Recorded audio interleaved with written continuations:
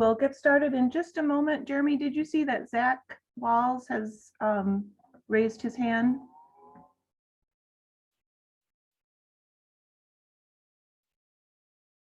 Yeah, I'll promote him right now. Okay, good. Thank you. Good morning, Zach. Hey, good morning.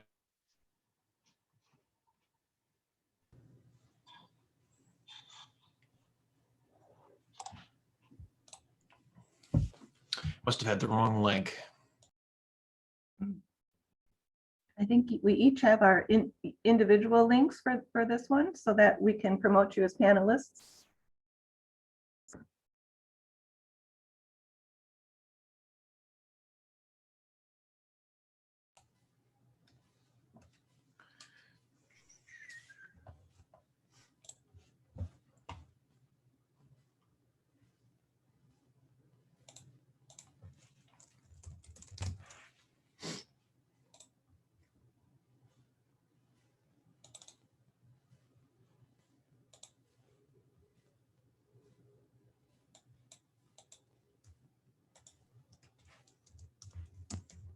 Well, good morning. It is just after 9 o'clock, so I'd like to get us started.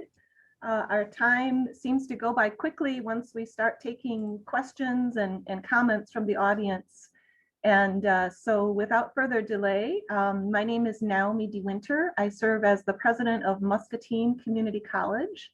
And the college, along with the Greater Muscatine Chamber of Commerce and Industry, supports these legislative forums for our community to provide access to our local legislators for discussion and mutual understanding. So it's a long tradition, and we're happy to continue this even in a virtual way today. So the format, just to remind people, is to post your questions either in the chat or in the Q&A. Dr. Pickard, our Dean of Instruction, and I will be monitoring those questions, and we will do our best to get to as many of them as possible, trying to really provide a variety of topics for our discussion this morning as well.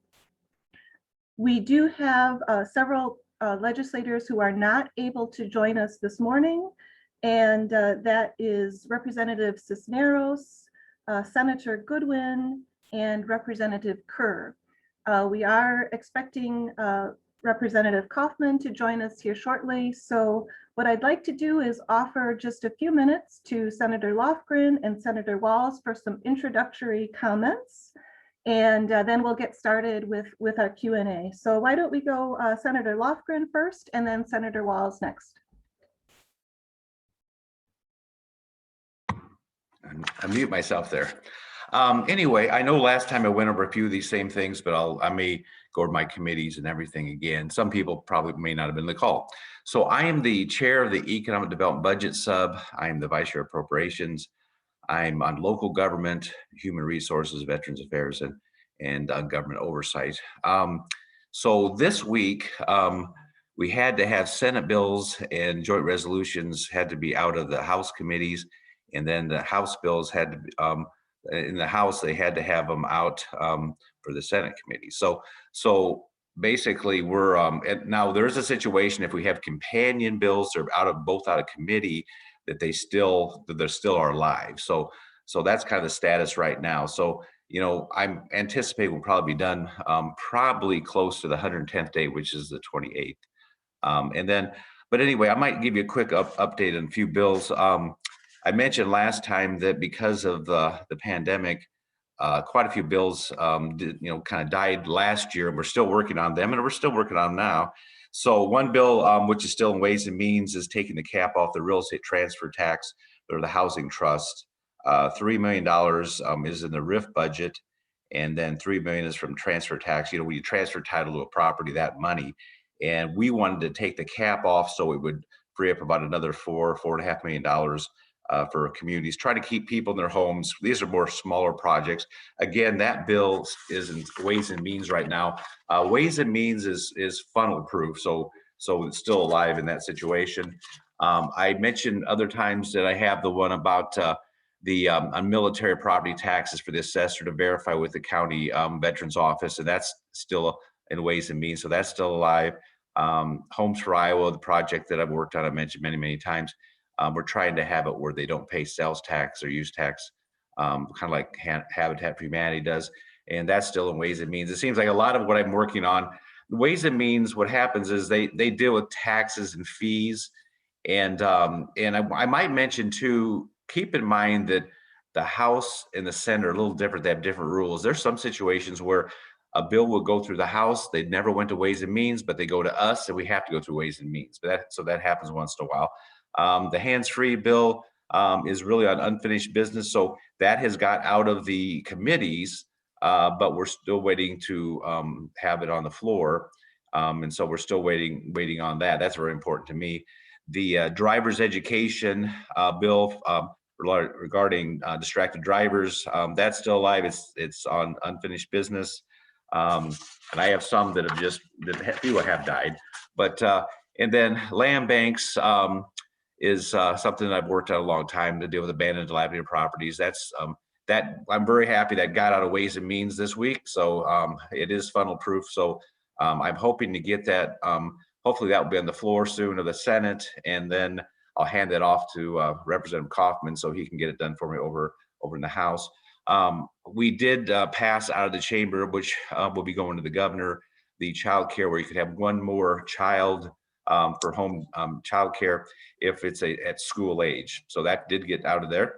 And a bill that a lot of us have worked on has to do with flood mitigation and putting that as an essential county purpose. And Representative Kaufman speedily got that out of the House, and we have now, it's out of the local government, and we're waiting for Ways and Means to get it out. So we hope to get that done, which is very important to Muscatine. So those are a few things I'm working on. I have others, but I'll hand it off to Senator Walz. Hey, well, thank you very much, Senator Lofgren. Good morning, everybody. Happy Easter weekend to everybody who's celebrating. Happy to be with you. It's been, the session has really been flying by, and we're entering the home stretch. As Senator Lofgren mentioned, most of April is going to be spent on kind of wrapping up the outstanding policy bills that we still have, as well as working on taxes and the budget. In the Senate, we'll also be looking at appointments departments. That's a big part of what happens for us in the home stretch here. And I'll say it's going to be a little bit different this year because we had a bunch of appointments who were essentially postponed because of the coronavirus. And so now we'll be picking last year for this year. And then this year we'll also be doing the second batch of the governor's appointments. As always, 98% or more of those are going to be confirmed. There are only ever a handful that are controversial, so we'll see how that all shakes out here in the upcoming weeks. Okay, my mic is evidently going in and out a little bit here. Is that a little bit better? Naomi, can you give me a nod? Yes, yep. A little bit better? Okay, sorry about that. So we had a little bit, I don't want to rehash that whole thing, but essentially in terms of the policy bills that are still moving ahead, there are a couple of bipartisan bills that I'm working on, I'm very supportive of. One of the things that I know has been a really big part of the agenda this year is the governor's broadband proposal. She's put forward a request for $450 million from the legislature that will be used to help make sure that we have high-speed fiber broadband connections to communities in Iowa that still don't have access to that kind of high-speed broadband. That's something that's been really exciting. I think the pandemic has really underscored the need for that kind of investment. And so I know that the House has passed a bill, sent it over to the Senate. In the Senate, we're working on a bipartisan amendment that we believe will continue to strengthen that proposal. And we're hoping that that'll go on sometime this week and hopefully send it down to the governor soon. One of the things that's going to be really helpful for that is that the Federal American Rescue Plan is essentially going to give Iowa about $1.4 billion to spend on various different projects, and that may include broadband. And so the ability of our state to use some of those federal monies to pay for these really important projects is going to be dramatically bigger because of that plan. I want to touch briefly on that because I know that I've gotten a bunch of questions from people about what exactly was in the American Rescue Plan. In addition to the money coming directly to the state of Iowa, There were also a really important provision in that legislation that was inserted by Representative Cindy Yaxney over in Iowa's 3rd Congressional District that is going to help folks who received unemployment insurance benefits because they were laid off during the pandemic not have to pay federal or state income taxes on those benefits, which is really important. A lot of folks receive those benefits for the first time and may not have realized that they had to pay income tax. And so it's really, I think, important that those are exempt from those income taxes. So that was something that we're really excited about. Obviously, there were stimulus checks that a huge number of Iowans received, and then additional funds to help accelerate the deployment of the vaccine. I've received my first shot. I'll be getting my second shot soon. I hope that those of you who are watching, if you're able to, will also be able to get vaccinated.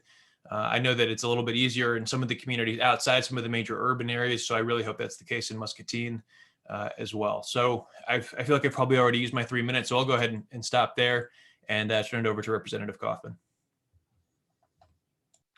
Good morning, everyone. Can you hear me okay? All right, thanks, Zach. I won't rehash everything everyone said. I do serve on the Ways and Means Committee, so I do look forward to participating in a lot of these April end of session discussions. My state government committee has come to a conclusion, proud for the fact that for 3 years in a row now, 90% of the bills that have come out of the state government committee have had bipartisan support. The 3 biggest issues that I'm working on in the Ways and Means Committee, we have received, I have been assigned changes to the bottle bill to be able to improve Iowa's bottle bill. I'm continuing to work on compromise to get our EMS as an essential service across the finish line, having conversations with senators on having to get that bill finally done. I mean, our EMS services were already strained before the pandemic. Now they're on the point where that stark warning that we always said, where if you dial 911, somebody might not answer, that's going to become a reality sometime soon if we don't get this done. And then finally, we have a number of bills and provisions for Back the Blue, for police officers, for 411, for our firefighters. And I'm working hard to get those bills across the finish line as well. Happy to take your questions, and thanks for having me today. Great. Thank you for the introductory comments. And we'll take our first question, and I'll actually have Jeremy ask that. Good morning. Thanks for being with us today. The first question comes from Daniel. It's addressed to Senator Lofgren. Could you explain Governor Reynolds' omnibus housing bill and how it will help with housing shortage? Oh, you're on mute still. There you go. We all know that the listings out there in the housing market are way down. So housing is a big concern. Although we've been very fortunate in Muscatine that we've gotten a lot of the Economic Development Authority and Iowa Finance Authority have approved quite a few different projects. So I think that's going to be helpful. And 40% of our housing units in the state of Iowa were built before 1950. So pretty aging inventory. And the governor's office is estimating that we will need another 47,000 housing units by 2030. So it's really, it's a big crazy situation. But on the governor's housing bill, obviously deals with affordable housing. It also, what we've been through with different disasters and everything, and with the pandemic, there's some disaster housing assistance. What we want to do is, after we've learned a lot of things this last year, and we want to go ahead and place things in case something would ever happen in the future. A big part of that omnibus housing bill has to do with, there's the Iowa Housing Tax Credit Program, which would be $15 million a year. There's a federal low-income housing tax credit. There's a 4% and a 9%. The 9% is always fully used. The 4%, a lot of times the developers aren't as fired up about that. So what this does is this kind of lets you overlap and do the 4% plus the Iowa one if we get it passed. And we're hoping what this is going to do is this will create probably another 3,700 units and probably about 55 million in development, which will help Muscatine definitely. And then there's also increased workforce housing tax credits, basically from $30 million to $50 million for a 3-year period of time. And they've upped it up. And what they've done is they've taken the, I guess the 89 smaller counties, and they've allocated $20 million towards those projects. And also part of that is there's the downtown loan guarantee program, eviction prevention, and then a lot of people in Muscatine care about the brownfield, grayfield, and it's going to extend it out for 10 years and go from 10 million to 20 million. So housing, 2 years ago, housing wasn't as, people weren't talking about it much, but what we're realizing is if you don't have good housing, it's hard to bring people in for jobs. So it's very important. So there's a lot of bills out there. I think both chambers are really aware of how important housing is. Yeah, I would really underscore what Senator Lofgren said. This is, I think, a bill that's gotten a lot of really strong bipartisan support. And, Governor Reynolds and I certainly don't agree on everything, but this is an area where I think, regardless of whether you're a Democrat or a Republican, whether you live in a small town or an urban area, this is a piece of legislation that's going to, I think, make our state better for every Iowan. The issues that Senator Lofgren touched on in terms of availability are, I think, really the key. We know that there are lots of communities that have aging housing stock and where you're probably losing some equity in the home. And then the new construction that's going up is often not affordable, especially for young families who are trying to, look for those employment opportunities in an area. One of the things I think it's really important in life, people just want to have their families, safe and healthy and nearby. And I think for a long time, we've kind of been neglecting a little bit of that nearby part. And I think that helping boost the housing stock in Iowa is going to be an important part of making sure that we're able to keep a lot of Iowans who want to stay in Iowa. We're going to have access to those employment opportunities and then a place to call home as well. Ditto. I do want to mention that the Community Foundation of Greater Muscatine just hosted a housing summit not too long ago within the last 2 weeks and invited Debbie Durham and other community leaders to really rally around this topic. It's been a really important issue for us, and I know we're excited to work with Senator Lofgren and get one of the Homes for Iowa projects in our communities as well. I might mention that Debbie Durham and her staff really were the ones that drafted the bill up when we worked with the governor and everything, because Debbie Durham is the Iowa Economic Development Authority director, plus she's the Iowa Finance Authority director. So that wasn't something to get her to go to Muscatine and talk about this stuff, because right when it's on, it's very important to us right now. Great, thank you. And just for our attendees, I want to mention that we will try to get to all of your questions. For those of you who have multiple questions, we're going to try to get to one question per participant first, and then if we have time, we'll circle back. So we're going to switch topics to the next question. And Senator Lofgren, you mentioned the land bank bill in your introductory comments. So the question is about how that will affect the Muscatine area. Okay, I might give a little bit of an overview. I already kind of mentioned how we have all these units that we need in Iowa, but the purpose of land banks is to put dilapidated, abandoned, blighted, and tax delinquent properties back into productive use.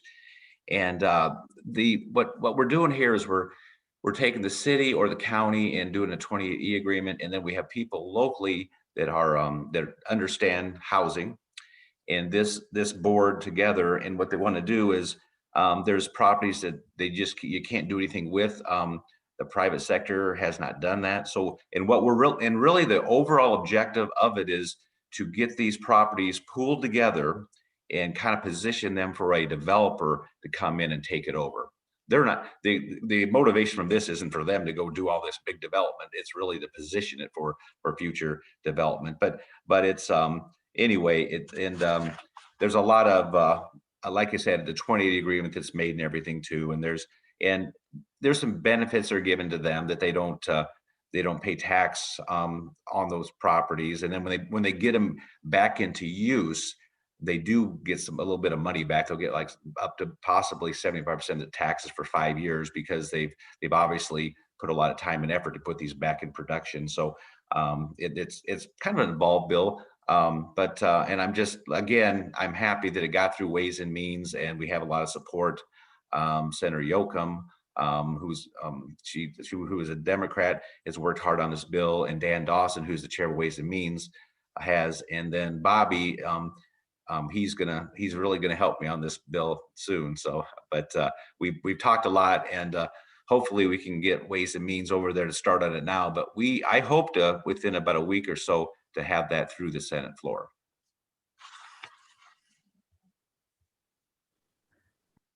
We're going to switch topics to charter schools, and then next we'll take a question about childcare. So the charter schools question specifically relates to House File 813. And the question is, in quotations, throw unlimited public dollars to untested, unaccountable, out-of-state EMOs to run charter schools. Can you explain more about how that happened and how this is possible? Absolutely. I'll go ahead and start with that question. First of all, the characterization in that question is completely and emphatically false. It's not unlimited amounts of public dollars going to unaccountable entities. There's no private affiliates. Religious affiliation is prohibited. What this is an option. We're blessed in Eastern Iowa, in Muscatine and House District 73 with tremendous public schools. Muscatine, Wilton, Durant, they're amazing. What this bill does is, in the areas where there are significant problems in some public schools, it allows parents to show community need to establish a charter school with significant amounts of oversight, which is subjected to approval from the Department of Education, which at any time, if they perform negatively or bad, that charter can be revoked. So that mischaracterization is a talking point that the far left has put out there. This bill is not draconian. It's a simple choice, and not one single public school who's doing well, which are all the ones in our area, have a single thing to worry about. I might mention that we had kind of an overall education bill, and then it went over to the House, and then they kind of separated out. So the House did change the bill. It could be something where the school district wants to do a charter school, and then they go to the department to do it. Or this bill added that you can have another group that would go to the Department of Education to do the bill. So there's two choices where our bill was just one. But I guess the thing is, I think we have to be creative, and if something's not working, we should try to do something else. And people talk a lot about, well, we need to give local control, but I think this gives the parents kind of control that maybe there's some other alternatives to education for them. I appreciate the question. I haven't had the opportunity yet to review House File 813. I think, Bobby, did you guys just pass that last week? Yep. So it'll be in the Senate. It's in the Senate. It'll be coming through our Education Committee shortly, and I'm sure it'll be on the floor before too long. As Senator Lofgren mentioned, there was a bill that the Iowa Senate Republicans passed that would have created not just this charter school provision, but also a voucher program that would have essentially taken the amount of money that the state spends on a child's public education and then given that to parents in the form of a voucher to spend on a private school or a charter school like the one that would be created by this bill.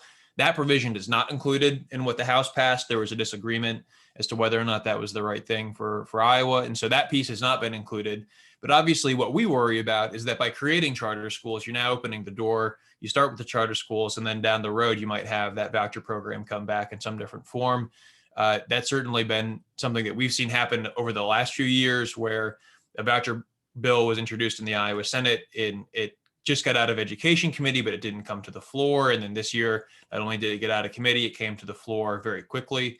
And so while I appreciate that it hasn't had the votes in the House to move forward at this point, I worry that if you create a system like this that has this kind of charter school base, and maybe you've got a different group of representatives in the House that might actually have that support over there to move forward. So that's one of the big concerns that I have, is that it's a little bit, there's an expression in the legislature that I'd actually never heard before I was elected, but camel's nose under the tent. Essentially, if once you get going, it's sometimes easy to keep going. And I worry a little bit that that's what's happening here. Senator Lofgren said, that we've got to be able to experiment, and that if something's not working, we've got to be able to fix it. But I think that our public schools are doing a Herculean job under incredibly difficult circumstances. And I guess my thought would be that if there's something, Senator, that we see is not working in our public schools, then we should fix what's not working, not create a whole separate kind of entity. So that's my view on it. I think that we all do agree that we want we want innovation. We want to be able to try new things in our public school system. I just worry that this bill, and again, I have to confess, I have not had the chance to read it super closely, so I can't get into a ton of the specifics. We'll be debating it in the Senate soon. But I just worry that we might be throwing a little bit of the baby out with the bathwater here. And if I can just very, very gently and respectfully disagree with my friend and colleague Senator Walls. I didn't mean to give you an upgrade there, Senator. Charter schools already are allowed under current law. I just want to make sure the public is aware of that. The problem is it has to be given permission by their competing entities. It's the equivalent to Hy-Vee having to give permission to whether a fairway can come into town. So I just want to make it clear that charter schools do currently exist. They're just not allowed to be attempted. And to that point, we've only got a dozen in the state. I think not even. So we'll see how it all shakes out. Agreed. Let's stay with the topic of children. And this question is about childcare for Iowa families. And is there any legislation under consideration to improve childcare? Senator Lofgren, you mentioned something in your introductory comment. Yeah, I can go ahead and go here. So same situation. The House had a handful of bills that came over to us. And so right now, which is good news, House File 302 that had to do with the cliff effect on childcare. Just if people make a certain level, you don't want a situation where if they just go over a level, then they hurt, don't get assistance. So anyway, this is really important. Senator Walls and I, we've had different Zoom calls and things regarding this topic. So we all know how important it is. I'm going to tell you the truth. I was questioning whether that would end up passing. It just didn't look like there was much momentum. Then all of a sudden we were kind of getting down to the wire and it did pass. So, but that has to do the cliff effect. And so it is, so that one is moving forward. So I'm really happy about that. And then Mark, do you say that got out of the Humans Committee? Yes. Cliff effect built it? Okay, yeah, that's terrific. Yeah, just did. Yeah, on Thursday. On like Thursday. Okay. That's Thursday, like what time was it? 2 o'clock or 1 o'clock. So I was right at the end. So yeah, so that was good. I think that's going to make people very happy. In fact, unfortunately, about 2 days before, I was getting all these calls, and I said, I just don't think it's going to make it, and so, but things change fast. So I was really happy about that. And then I already mentioned earlier that the child care, as far as having the 5 or under, then you have additional other, and that's something that I worked on. And so, and then we have House File 301 and establishes public-private partnership to expand the child care workforce in Iowa. The governor has some of the money from the pandemic, like $7 million. And what they're doing is they're taking early childhood money and it's kind of a grant program. But so that one is ready for the Senate floor. So again, it got out of the House, it's got out of Human Resources, and so that's ready. So that's still alive. And the only other thing would be I worked, in fact, yesterday, the economic development budget that I work on, that I'm the chair. That's been filed, and so hopefully this week we'll be working on it.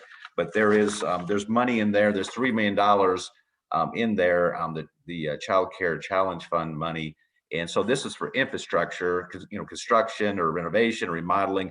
And I had a comment for one legislator said, well, Mark, it seems like with the pandemic, with stimulus money, there's a lot of money floating around for childcare, but my attitude is that's very important to the governor. It's very important to me. I think most of us it is. So that's in my bill. It starts in the Senate. And so I don't think the House is going to strip that out. So that's another piece that's really important. It's going to probably most likely what's going to stay in there. So that's kind of a quick little overview. But I will say, I think, it was all those bills were supported very strongly in the House. And I know it's child care is so big. In Muscatine, child care is very, very important.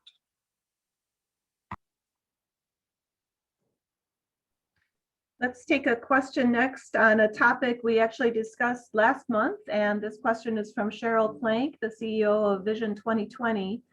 And it is her question is about funding for Medicaid home and community-based services and habilitation services.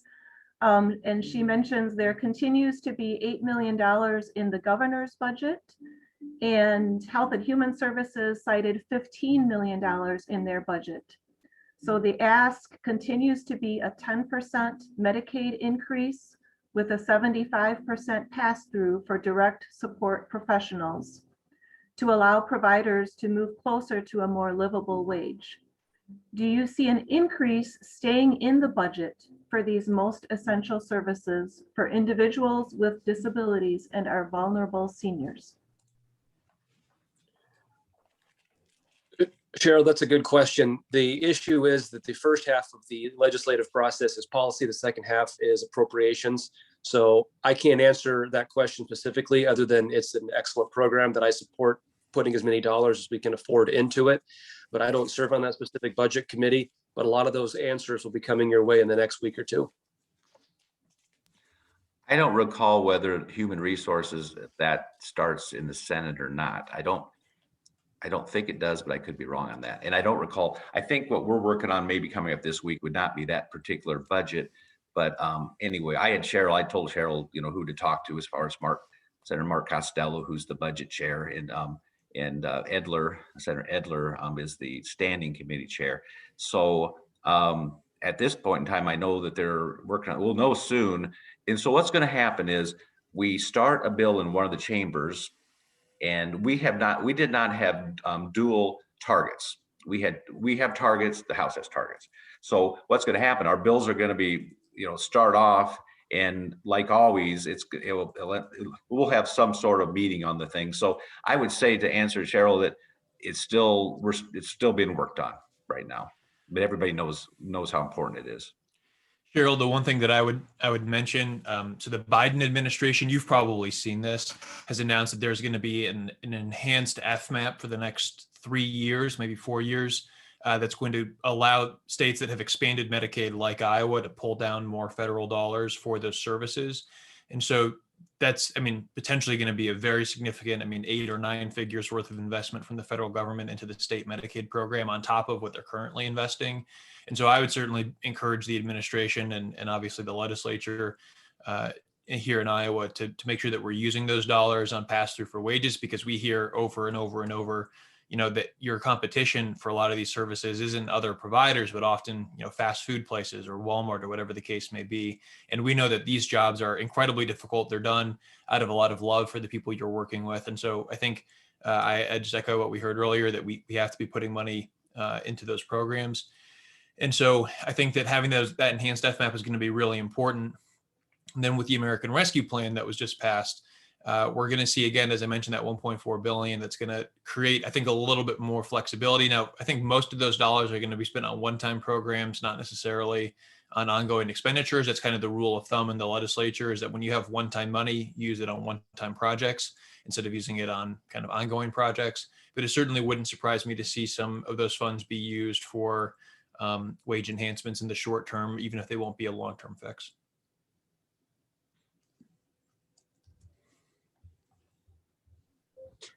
We have a question about vaccines next. Do you see a mandatory vaccine legislation taking place to protect Americans? Very simply, absolutely not. I encourage everyone to get the vaccinations. I think that it's a very safe and a smart thing to do, but not everyone wants to do it. And I can assure you there will be unequivocally no vaccine mandate in the state of Iowa. Yeah, that's one of those things that there's mixed opinions on. I would encourage people to get the vaccine if they wish to, but there are some people that just don't agree with that. So it's hard to, I just don't think that would happen. Just through the conversations that we've had in the Senate, I don't see us supporting something like that.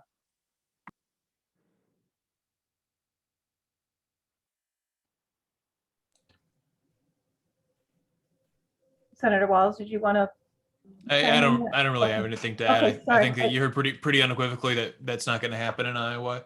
I would certainly echo. I'd encourage folks to get the vaccine as soon as they're able to. It's probably the most important tool that we have in actually bringing the pandemic to its end.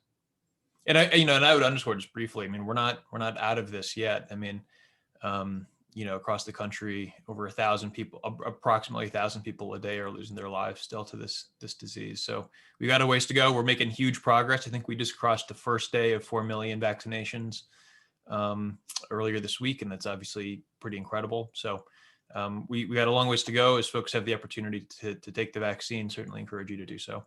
For what it's worth, at my first shot, I had a sore arm, but that was about it.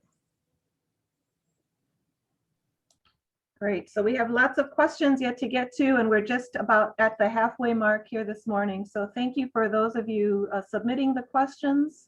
I just want to remind you that we are monitoring both the chat and the Q&A, and we're doing our best to respond to those as they come in, giving everybody a chance first to ask one question, and then if there's time at the end, we'll circle back to those of you who had multiple questions. Representative Kaufman, in your introductory comments, you mentioned some Back the Blue legislation. Could you talk more about how the legislature will be working to protect prison staff in Iowa?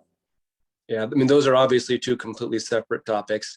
The Back the Blue legislation is designed for police officers who are currently on duty. I understand the premise of the question. I understand where the questioner is trying to go with that, and I'm not going to do that. We are going to be doing everything we can to protect our people that are brave and go every day to work in our prison systems. But I refuse to make a tragedy political. And so that's all I've got to say on that. Thank you. I think with the situation in the prisons, that is going to be kind of a budget thing there too, with the judiciary budget. I think maybe in judiciary, but the justice system budget. Yeah, justice. Yeah. So, but I think that we've talked about it. My gosh, I mean, and Senator Walz knows. I mean, we've had a lot of people that spoke on the Senate floor regarding it. But I think now that we're looking at everything, I think that they need to look and just to make sure people are safe. I've probably been in more prisons than anybody else on the call today, just so you know. Because of the Homes for Iowa and everything, I've did a different time going there. So, but anyway, that's important. And just so you know, I'm the vice chair of appropriations, and obviously there's been conversations, and we'll see. But that's, like I said, appropriations is all really coming up. We'll know a lot more with that in the next few weeks. Well, Senator Lofgren, I've got a prison in my district, so I don't know if I'm going to yield that so easily, but I certainly appreciate the question. Look, what happened in Anamosa was a tragedy.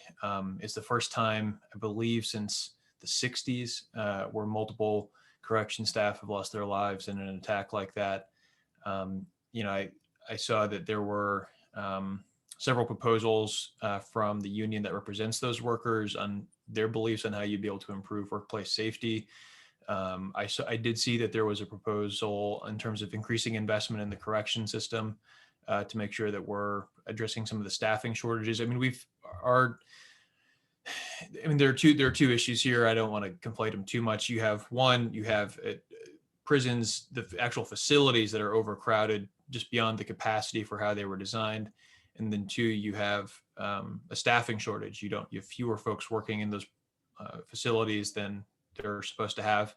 There have been job openings that have been listed, unable to be filled for several years. So I think the staffing is certainly one piece. When the legislature changed the Chapter 20 statute in 2017, previously workers have been able to negotiate on things like work safety conditions. Once those changes were made to Chapter 20, those are still something that are obviously provided for in the handbook, but they're not a part of the negotiating parameters. And so that's something that I think folks would like to see restored. And then the third thing is going to be an investigation. I certainly understand, our corrections system wants to investigate itself. I think an external investigation will create more accountability. And so if we're looking for a legislative proposal to address some of those things, I think those three would be a good place to start.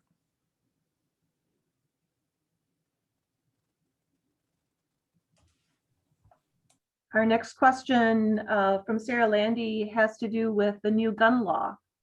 And could you explain the benefits of the new gun law? I'd be happy to. So people need to remember that when the founders wrote our Constitution, they found it to be the second most important thing to put in our Constitution, that you have a right to bear arms, you have a right to protect yourself, you have a right to protect your family. So I know that guns get vilified quite a bit, but there is not one gun in the history of the universe that has killed another human being. It's human beings that kill other human beings. And every time we have a gun debate, I hear the same thing. 2010, mayor shall issue. 2016, stand your ground. 2019, constitutional amendment. 2021, constitutional carry. I've heard the same exact arguments. It's going to be the wild, wild west. People are going to just be killing each other. Everybody's going to die. It never happens, and it won't happen this time either. Because here's why. Law-abiding citizens have a constitutional right, the second thing that the founders decided to put in our Constitution, to protect themselves. No criminal wakes up with the intent to kill somebody and says, you know what, I'm going to go harm somebody. Oh, shoot, I wonder what the Iowa legislature did in Code Section 101.26. Oh, darn it, they said I can't do that. I better not do that anymore. Bad people are going to do bad things. What this bill does is it continues to allow people to protect themselves. And I know that the talking points out there are that this bill is going to remove background checks. That's false. It's inaccurate. And anybody that says any differently is not accurate. What this bill is going to do is increase background checks, because right now, if you want to get a permit to carry, you, as long as you pass the background check, are required to be told yes. You can pass a background check, and then for 5 years, your permit is good, and you can purchase any gun that you want without a background check. What the bill says is that if you want to continue to get the permit like the current process allows, you're perfectly allowed to do so. But if you want to choose not to get the permit, every single gun that you purchase every single time, you have to have a background check. It will increase background checks. And I just think this notion that bad guys are going to follow the law, it's never been the case. It's not going to be the case. Every time we've passed a piece of gun legislation, the number of deaths have gone down in Iowa, and that's going to continue to be the case. Oh, and by the way, on those private sales, it is now a Class D felony. If I choose to sell a gun to Senator Lofgren and he's not allowed to have one, or any other person that's not allowed to have one, I now lose my constitutional rights for the rest of my life. This was a good bill. It is not going to increase any sort of harm, and background checks are going to increase under it. Bobby did a nice job explaining that. That's the thing we talked about a lot, is that there will be more background checks on it. I've always supported the Second Amendment, and you know, like I said, I think it's a good bill, and I think it will prove to be a good bill too. Well, this is definitely one of those areas where we're going to have some disagreement on the merits of this legislation. You know, Iowa's had a background check and permitting system for handgun purchases, I believe, since 1998.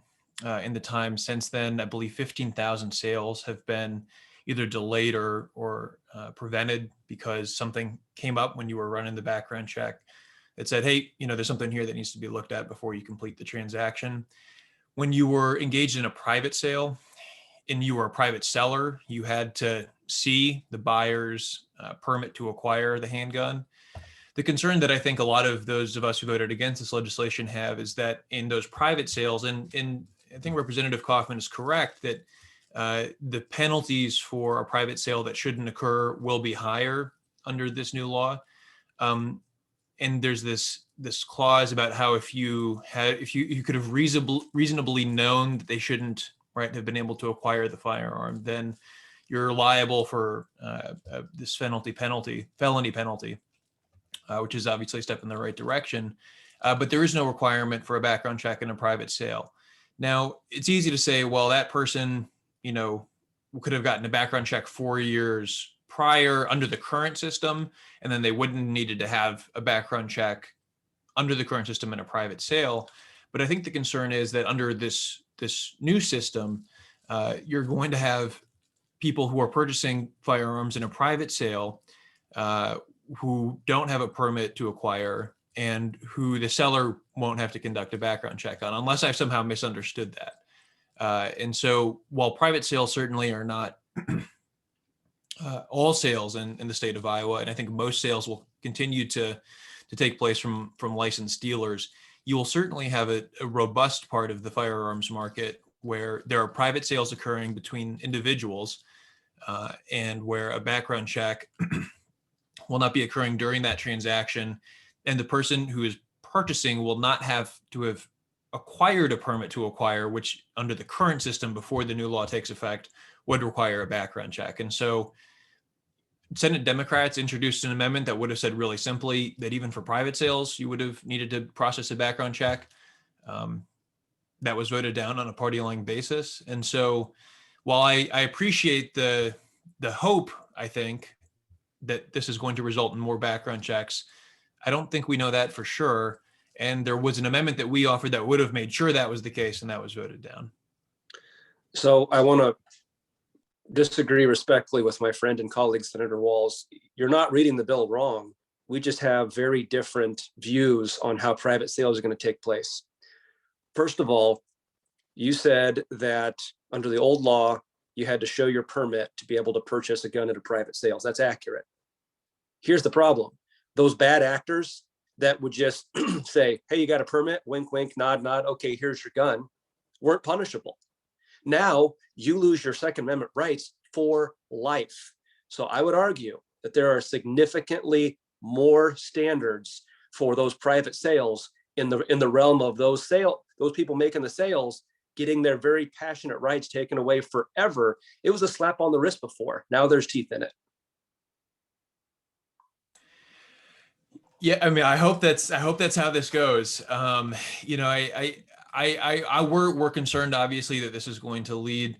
I think it's in the concern is less, right, that you're going to have an upstanding citizen who's a passionate Second Amendment firearms enthusiast, right, selling to somebody who is also a passionate, upstanding citizen, right?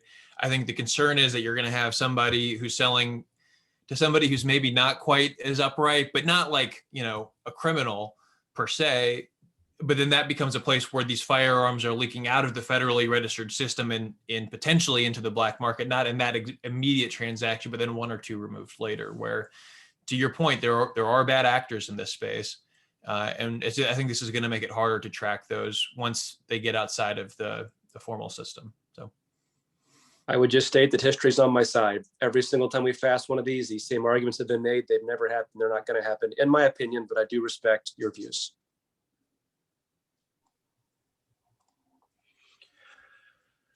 Okay, I'll ask the next question. It comes from John DeBeat, my colleague at Muscatine Community College, and he wants to first thank you for all that you do. And then could you give an update on where I assume the state stands on community college funding as of today? I can handle that one. Okay, Go ahead. Go ahead. I know Bobby loves this one. We all support community colleges, but so I was ready for that. Can you imagine that? So in the governor's budget, it was 208 million for community colleges, and then it's 213 for this going forward. That's what she would like to have, and so that's 2.5% increase, so 5.2 million.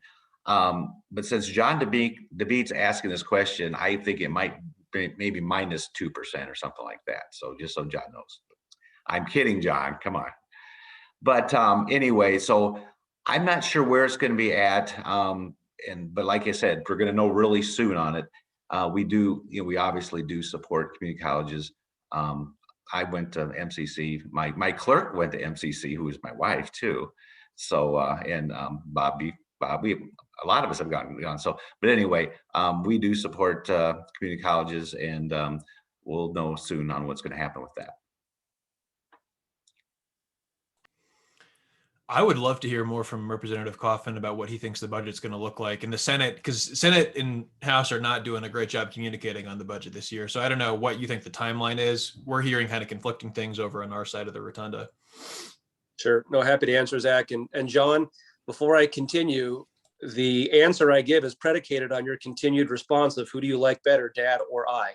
I'm just going to assume, I know you can't answer, so I'm just going to assume that you're saying me, and unless I get a text to the alternative, I'll be announcing that I'm still the favorite at Easter tomorrow. We are coming in at 9 o'clock on Tuesday of next week to begin the robust discussions on the debate, on the budget.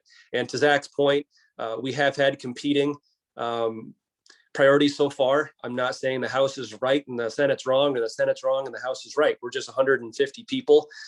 As far as the majority, we're 91 people. And I always tell people, if you could convince 92 people in your family what to have for lunch, that would probably take a couple of days. So it takes a while for all 92 of us to get on the same page, let alone all 150 of us. But I do know, John, that everyone on this call, Senator Walz, Lofgren, and myself, are going to support as much community college funding as possible. It's the single biggest bang for your buck. It's the most value in the entire education system. That's been proven time and time again. And I think in the end, you're going to see both caucuses giving a very healthy raise, as deserved, to the community colleges.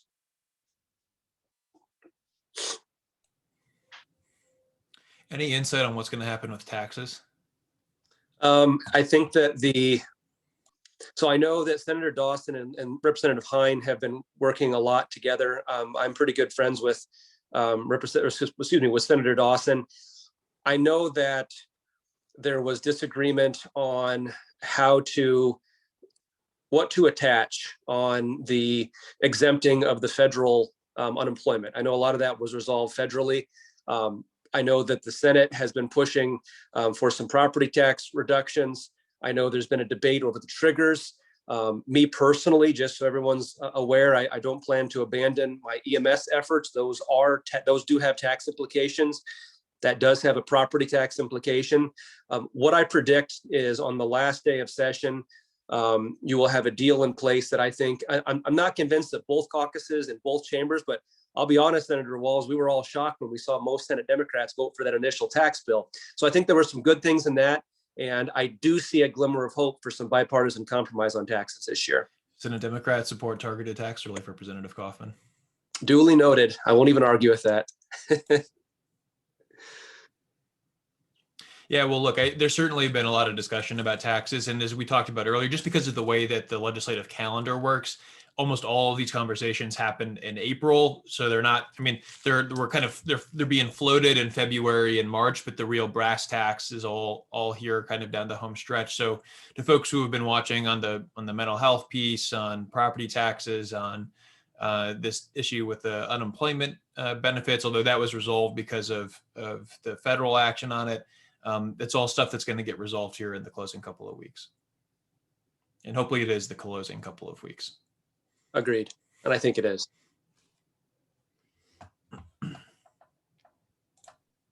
We are going to have a chance just to ask one or two more questions, and we'll circle back to those who had multiple questions.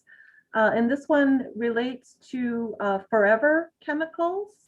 The question is, does the state need to put more funding in finding forever chemicals? And are there any sites that you're aware of in Muscatine County?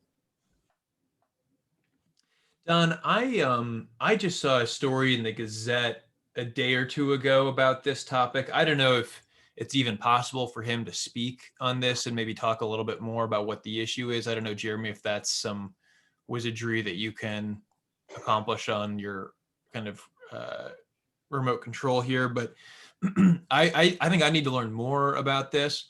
I don't really know a ton about I mean, you can kind of infer from the name Forever Chemicals what you're referring to in terms of the type. But, generally speaking, I certainly think that we want healthy soil, healthy, clean water. And so would certainly want to learn more and see what we can do.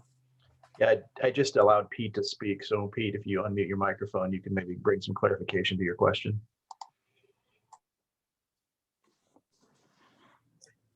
Jeremy, I think that question was from Don Paulson. Oh, from Pete DeGabriel. Oh, great, Pete. Wonderful. Could you share some more information, then give us some Yeah, I just saw something, an editorial in the Register this morning regarding the Medicaid companies made about 90 million over the last 2 years in profit. And I guess you're talking about the raising some of those people's wages. It seems to me that if we could if we could sort of clamp down on those companies, maybe we could get a little more service from them. Plus, if we can be a little more, reduce their profitability a little bit, maybe we could have some money to give those people that are doing the work on the floors for these elderly people. I think we crossed our wires here a little bit. I think the original question was about these chemicals, right? But to answer the original question, I think we've got to learn more about what the issue is, but certainly open to learning more. Yeah, I've never heard of it, so I would be open to learning more. Yeah, I'm happy. If you want to send an email with information, or we can do a little bit of research on it. But yeah, I think no problem. We'll check it out. So. And then the question that Pete just raised, Pete, I would say the one distinction that I would make. So the way that our Medicaid system works, so previously the state essentially paid out claims for service. So the state of Iowa was essentially kind of like the insurance company that was paying out claims for the Medicaid services. When we switched to managed care in 2015, rather than Iowa being the organization that pays out those claims, we turned it over to private companies called managed care organizations. And now they're the ones who are responsible for paying the healthcare service providers. And so we heard earlier from Cheryl, who represents some of those Medicaid service providers. And so these are your group homes, your specialty folks who work directly with these patients. The folks who have been making that profit are the managed care companies, the people who are now the ones paying out the claims. I would have to go back and read that Des Moines Register editorial. I haven't had the chance to see it. I think there certainly were a huge number of challenges as we switched and transitioned into managed care. And I certainly would continue to support carving out certain populations within managed care, folks who are in long-term care, folks who have special or intellectual disability, special needs or intellectual disabilities, I think would probably make some sense. And I think that might reduce some of what you've identified. But I'll go ahead and give that Register article a read for sure. Yeah, same. I haven't seen the article, but continued support for some of those carve-outs for the long-term patients with specialty care is certainly something I've supported in the past and will in the future. Thank you.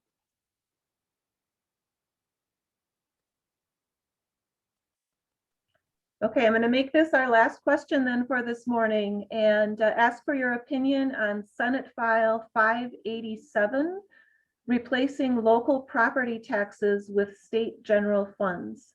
The question specifically is, do you see this making it through to the end? I think it will make it through the end, but I know there'll be some amendments. So just so you realize, a lot of times when we're in committee, like Ways and Means, for example, and subcommittees and committee, maybe there's some talk back and forth about some changes, some additions, that type of thing.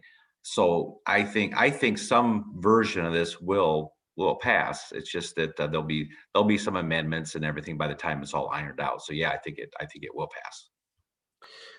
I think I would concur that I believe the question is in reference to how mental health funding is paid for. The state's in a good position fiscally. I'm not 100% convinced that that bill exactly itself, as Senator Lofgren referred to, amendments, is what'll be in the final process. But I know there's been a discussion of, while we're in political solvency, when we're in appropriation solvency, that we should adjust funds for mental health and health upwards.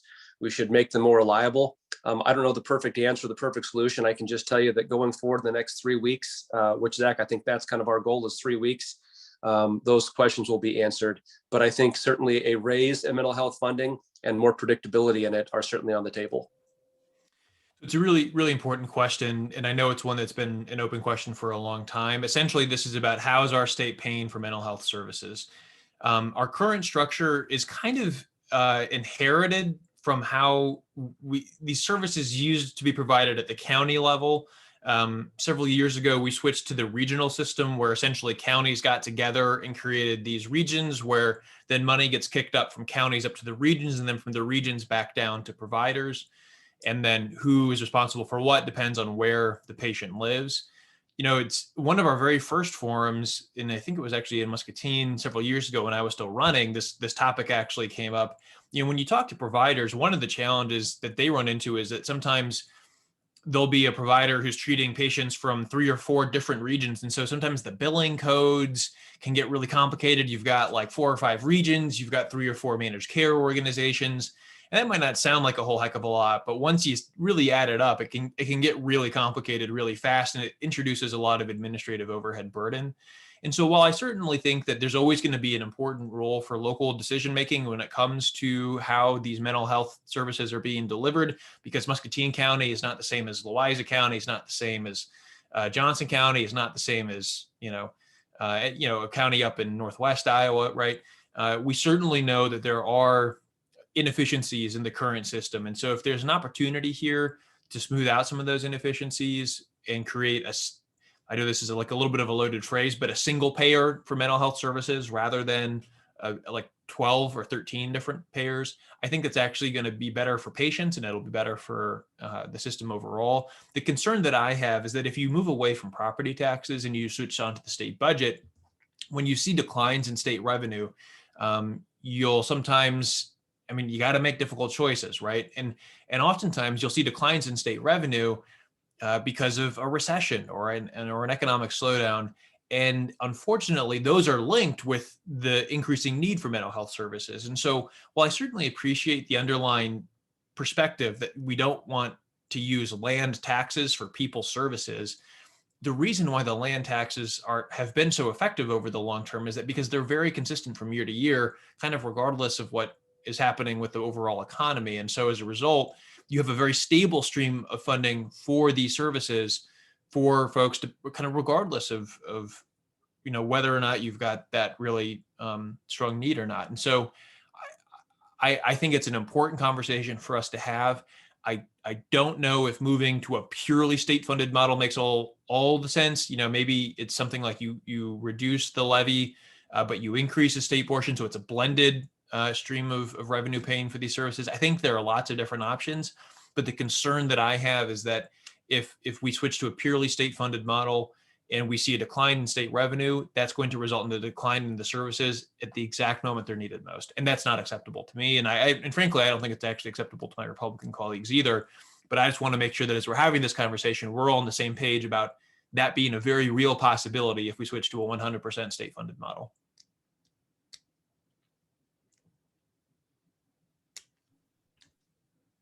We are at the end of our time, and so I want to thank Senator Lofgren, Senator Walz, Representative Kaufman for speaking with us this morning and thinking through and talking through the variety of questions and topics that we've had. It's always a pleasure to have some role in putting together our local legislators and our community members. I also want to thank the community members who have taken the time to join us this morning and ask the questions. This is our last scheduled legislative forum for this year, and we'll be back again next year, hopefully on campus. But please let me know if you enjoyed this format and if you'd like that to continue even as we're able to be back on campus as well. So you can shoot me an email, and hopefully I can speak for the legislators to invite you to email them if you have questions that we were not able to get to this morning. Naomi, if I may just very briefly, I want to say thank you to you and your team. We have redistricting coming up later this year. And so there's a very real chance that I will no longer be representing Muscatine County after redistricting is completed. I sincerely hope that's not the case, because I have thoroughly enjoyed the opportunity to come to these forums and to get to better know you and MCC community, because it's really been one of the highlights of my session every time we get to do these forums. So I am very hopeful that I will get to continue representing Muscatine County, but I'm very aware that there's a significant chance that I won't be. But I hope that you won't hesitate to invite me, even if I no longer represent Muscatine County. Can't commit to always being able to join, but it's always fun to get to be a part of the team and to answer the questions and talk to the folks in the MCC community. So thank you. Thank you, Senator Walz. You'll always have a space at our table. Thank you for all your efforts on the forums too, or the Zoom call. Yes. I think these turned out well. So hope everybody has a nice Easter too. Thank you. Thank you very Thanks, much. everybody. See you soon, and good best of luck for the next several weeks.